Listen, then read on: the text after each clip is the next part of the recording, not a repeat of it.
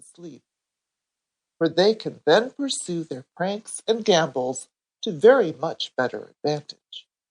But presently a kind of long sigh ran through Department A, and in another moment a perfect babel of sounds arose and swelled upon the air. There was the mooing of cows, the bleating of woolly sheep, the crying of baby dolls, the choo-choo of iron steam cars.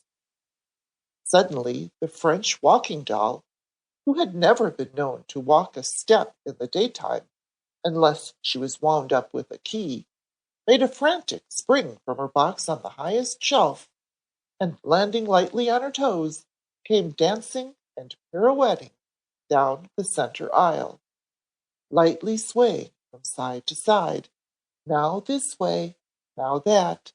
Onward she came. And then bedlam broke loose.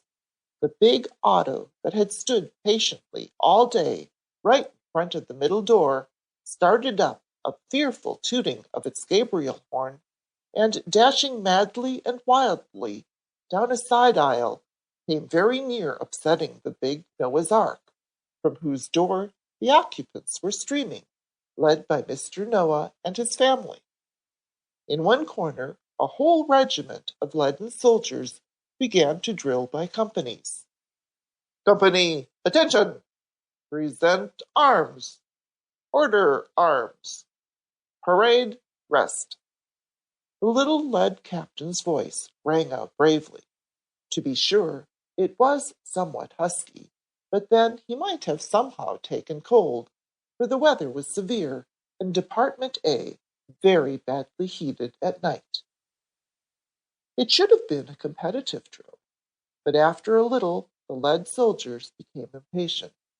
They all wished to maneuver at once. It grew impossible to hear any of the command, although the captain shouted until he was red in the face. The confusion was terrible.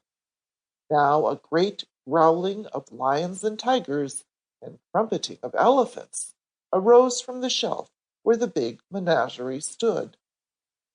In vain the keeper rushed about, wielding his long whip. But who cares a snap for a keeper when he is made of wood and only about 6 inches high? Not the animals, not they. They would have torn each other to pieces had not their attention been suddenly attracted by the ascension of a big fire balloon that had been left over from 4th of July and forgotten. The balloon did very well, considering, until it reached the ceiling, where it stuck and caught fire. Here indeed was a serious situation.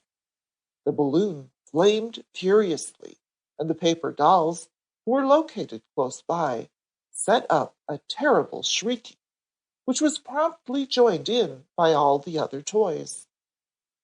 Goodness only knows how the affair would have culminated had not the Iron Hook and Ladder Company just then come dashing down the aisle, closely followed by the chemical engine and the lofty water tower.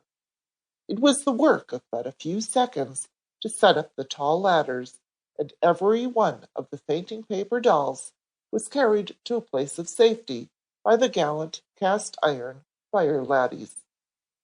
To be sure, the paper dolls were many, many times taller than their brave rescuers, but then they were so light in weight that their greater height did not make the smallest particle of difference. In the midst of all the hullabaloo, the bears suddenly realized that they, too, were alive, and came swarming and scurrying out of their cage, which, fortunately for them, had been built without a top, tumbling over each other in their anxiety to be first in the scrimmage. Their appearance tended somewhat to calm matters down, as all the other toys were anxious to meet the newcomers, and came crowding around, shaking hands in a very friendly way. All except the lead soldiers, who were all in the guard-house, having been ordered thither for insubordination. The big woolly ram with gilt horns even went so far as to apologize for the absence of order, which